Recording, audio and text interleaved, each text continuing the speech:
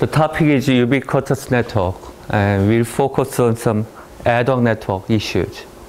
So it includes mobile ad hoc network and sensor networks, and some new form of other networks that are related to these networks.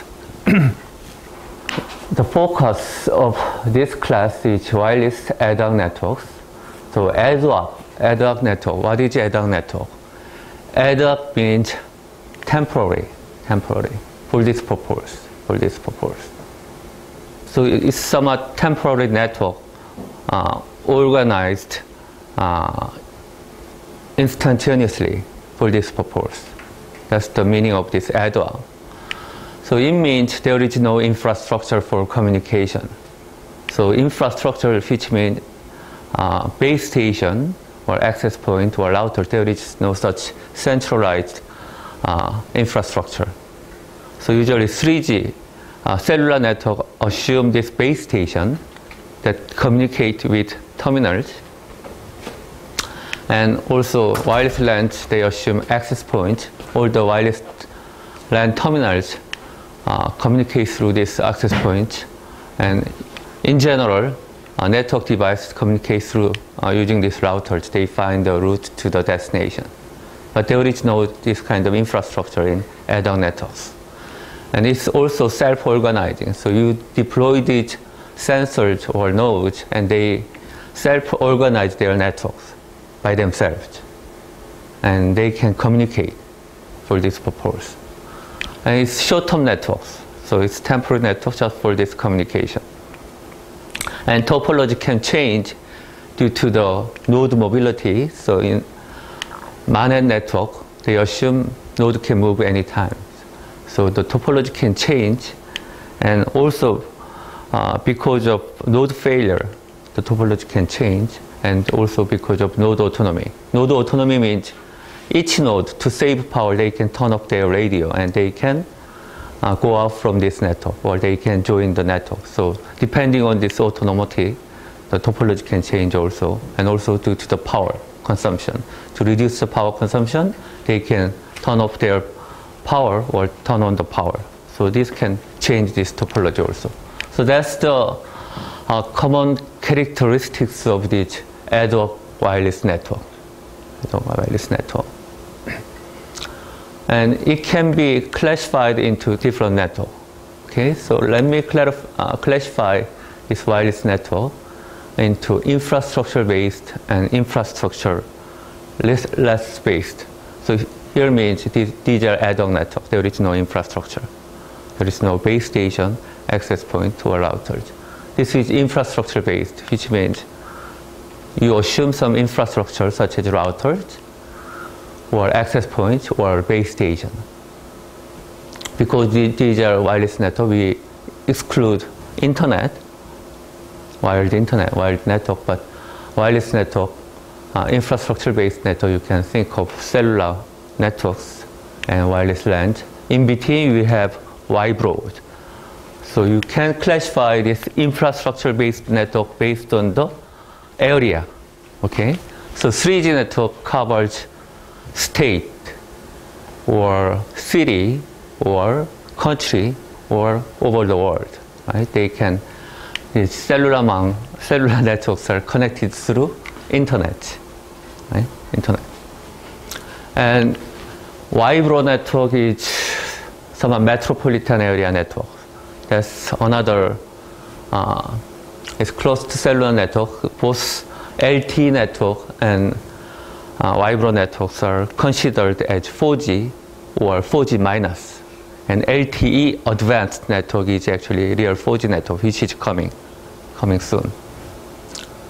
And wireless LANs are more small scale, like campus or buildings.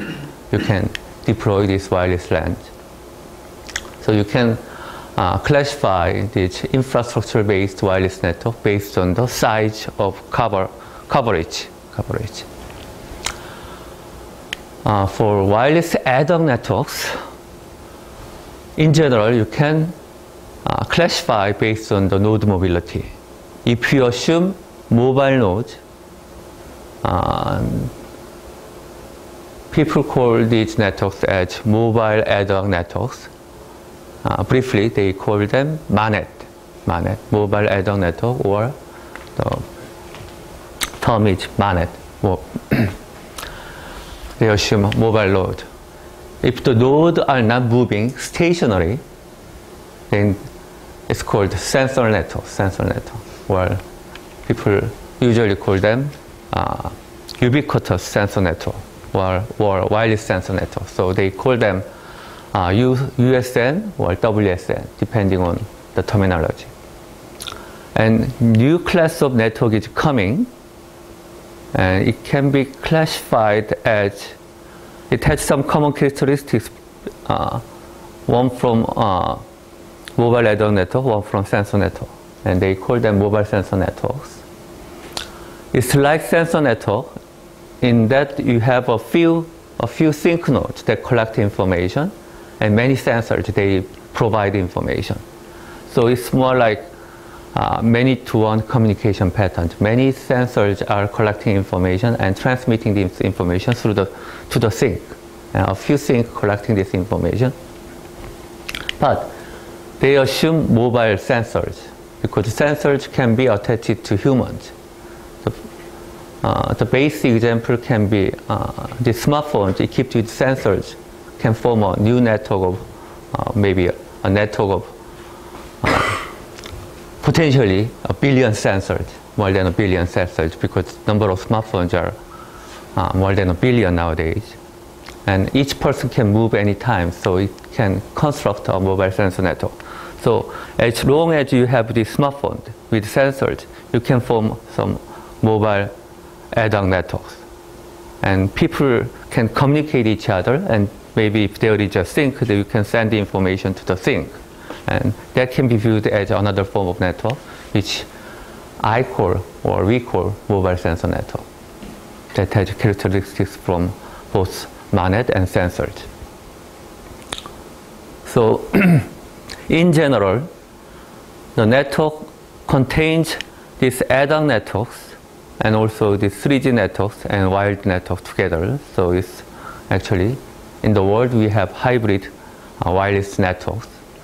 But these sensor networks and MANETs are more small scale, and it's like, in a human body, it's like a capillary brain, capillary vessels. Capillary means small vessels inside human body. Okay. So this is the class schedule. So today I'll give you introduction to sensor networks. So give some overview of what is sensor networks, and then next we will discuss some basic MAC technology. MAC means media access control. So network can be divided into from physical layer to application layer, layer by layer. And we will not discuss physical layer, but we'll discuss start from the MAC layer, which is the second layer above this physical layer. MAC means media access control, which means these wireless channels are shared medium. So many nodes, sensors are trying to access this channel at the same time. You have to share this channel. So you have to have some control, coordination. That's called media access control. And these sensor network MAC protocols are derived from actually wireless LAN. It's actually based on the same communication protocols. So to understand sensor network media access control protocol, you have to understand wireless LAN. So I'll give you some basics of how this wireless LAN is working. Okay? And to explain this wireless LAN, you have to understand the basics of this media access control. So there are some contention-based or reservation-based protocol. Contention-based protocol also contains Aloha, CSMA, CD, CSMA, CA, and different contention-based protocol. We'll discuss the basic media access control and then go to wireless LAN. And then we'll discuss wireless PAN, which is personal area network. So wireless LAN is covering more larger area, wireless PAN covering a smaller area. That's called wireless PAN, personal area network. The standard is 802.15, 1, 2, 3, 4, and we'll focus on 3 and 4, and especially 15.4 is close to sensor network. It's called Zigbee. We'll discuss this personal area networks. And after I give you background of what is media access control, the following week we'll discuss sensor network MAC protocols. The focus or the difference from sensor network MAC protocol from existing wireless LAN protocol is in the power and energy consumption. How to reduce the energy, how to reduce the power consumption. Because these sensors are battery powered, which means you have limited energy. If you consume too much power, then sensor node will deplete all of its energy and it will not function, which means the sensor network is no longer can be used. So you have to save power. The most power consuming component of this sensor node is this communication component, RF. So if you turn on your radio, then sensor node will stay maybe less than a month, and then it's useless. So you cannot turn on your RF always. You have to turn it on whenever you have communication, but if you don't have communication, you have to turn off. But it's hard to predict when you communicate. So usually they assume wake up and sleep, periodically. They wake up, they turn on their RF, and they turn off their RF. This is called duty cycling. And this SMAC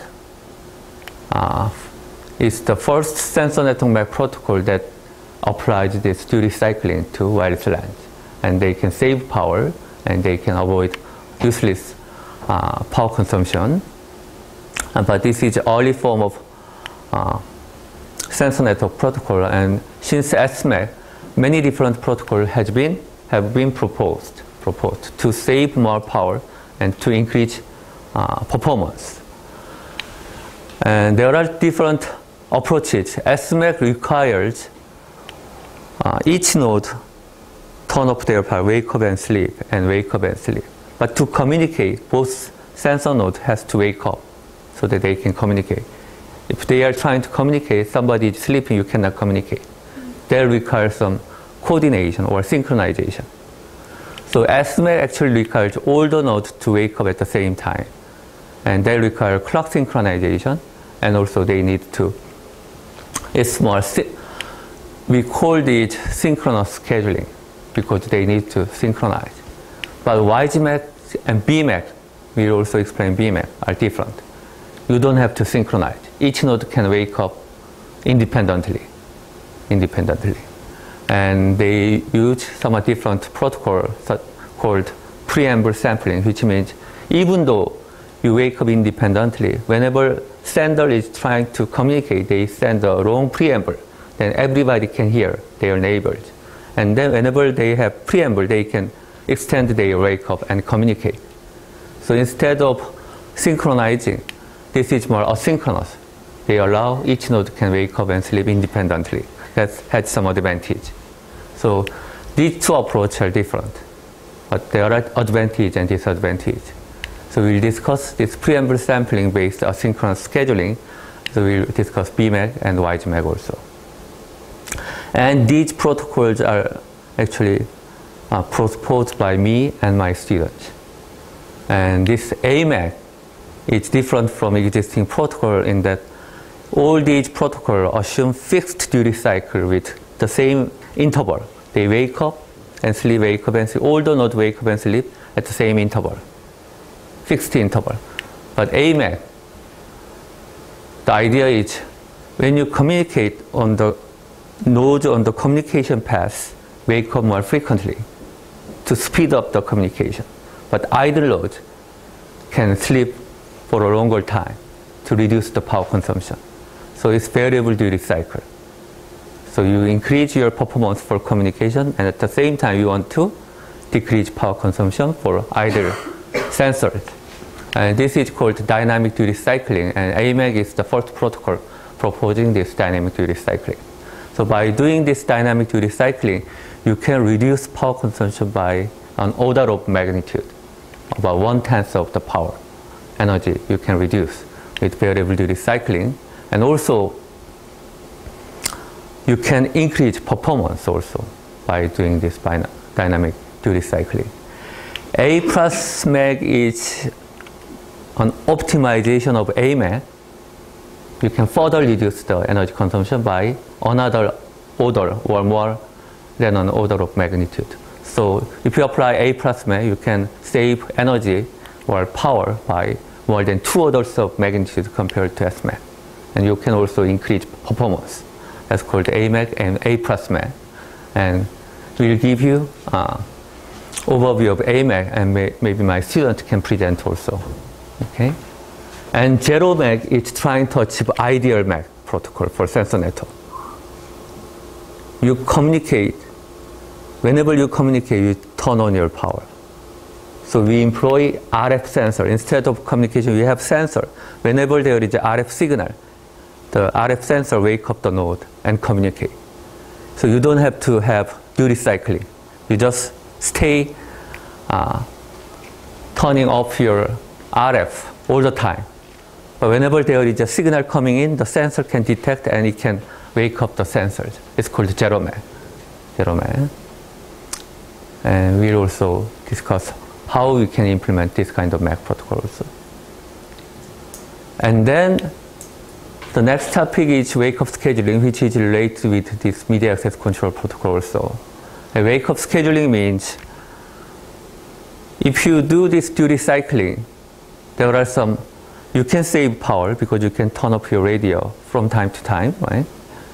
Periodically. But the issue is you increase packet latency from a sensor to the sync node, because whenever you communicate, you have to wait until, if you want to communicate with your neighbor, you have to wait until your neighbor node wake up.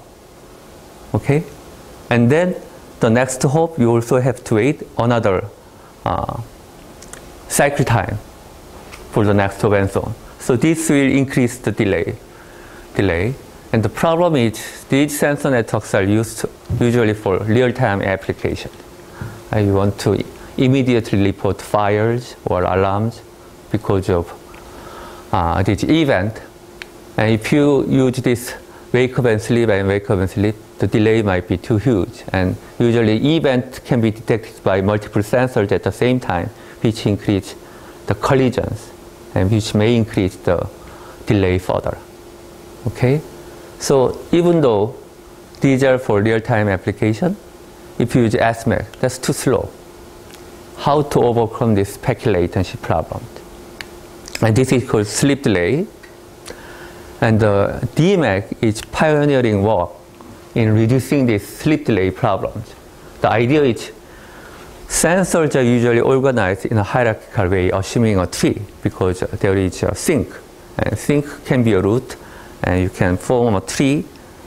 But if you apply some kind of pipelining, you do not wake up at the same time. You wake up in an overlapped fashion. So you wake up with your neighbor node, but wake up time is overlapped, so they can communicate. And the second node and third node, their wake up times are also overlapped, so they can communicate. So if you apply this wake up,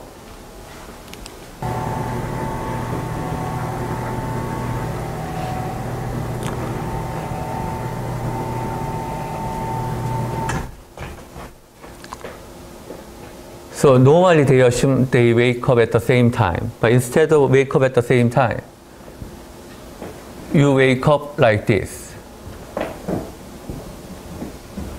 So you can communicate, and sleep.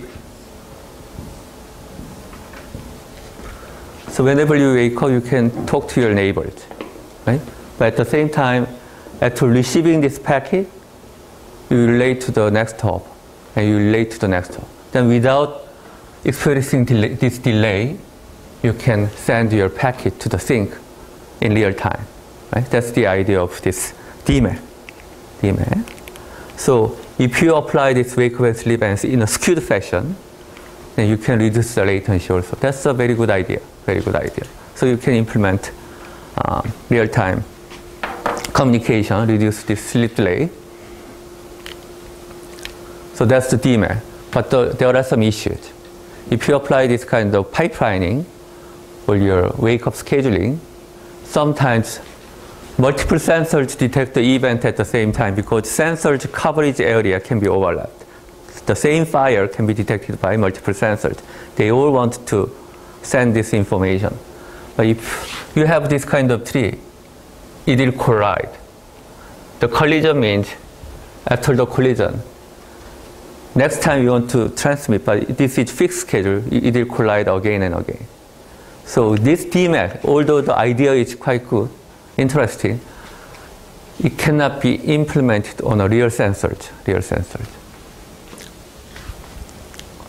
So there are some issues.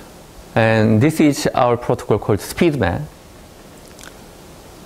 which actually solves this problem. The idea is we can distinguish this collision signal from the background noise electrically.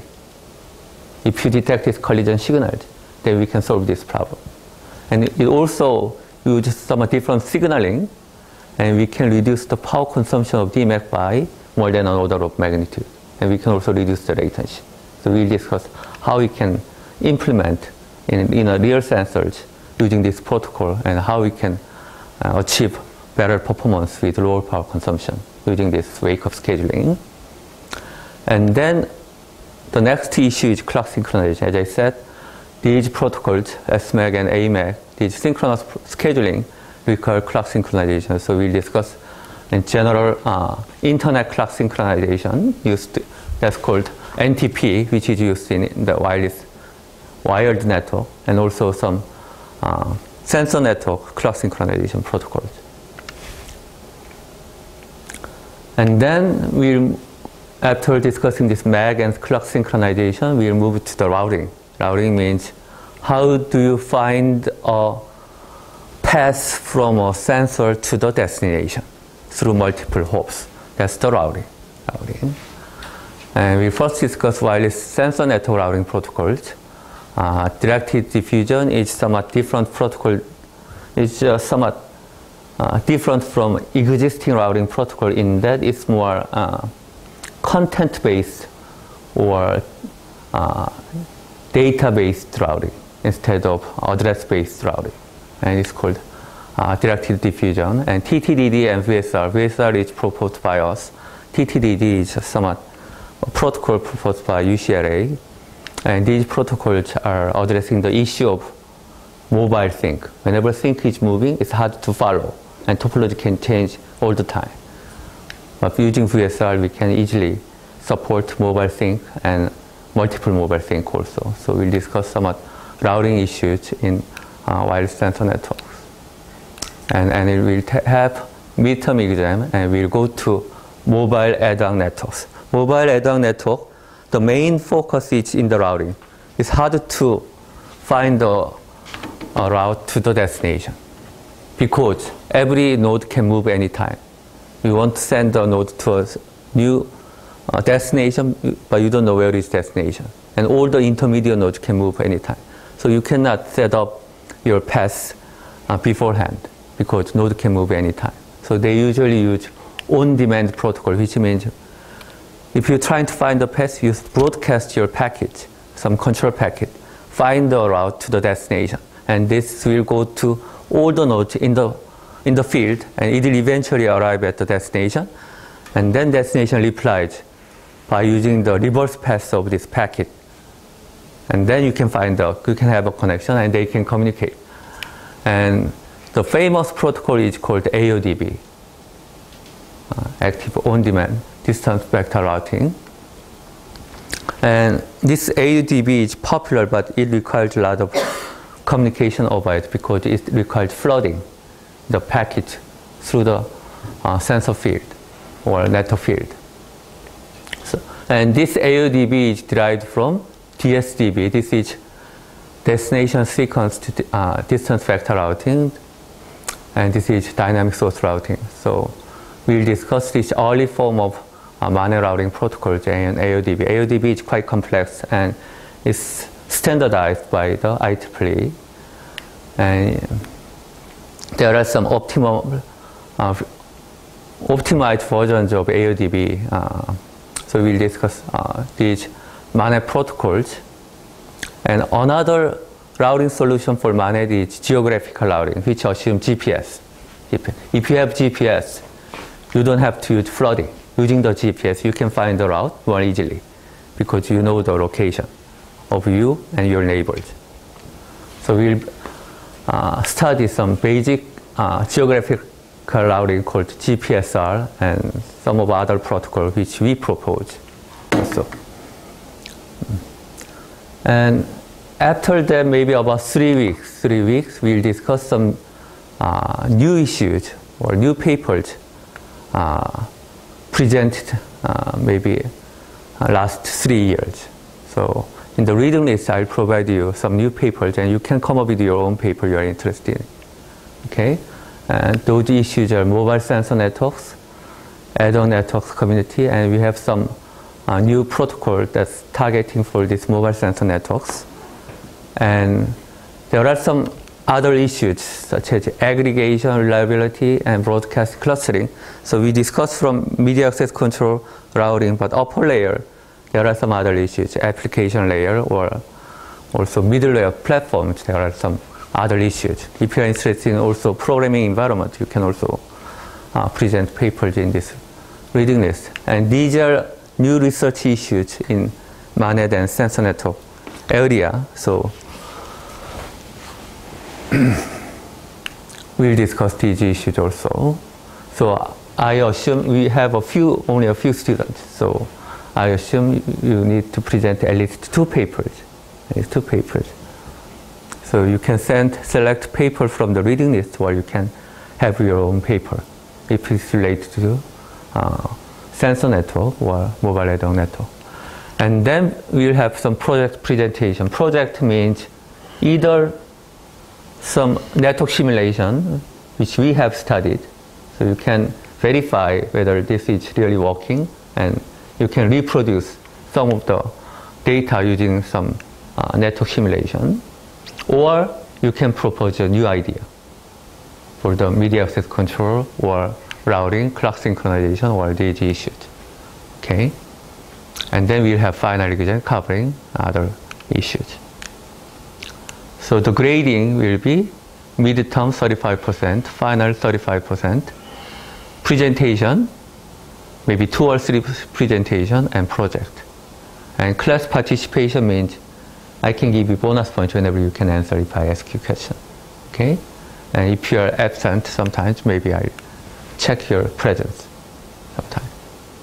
Okay, that's general overview of this class.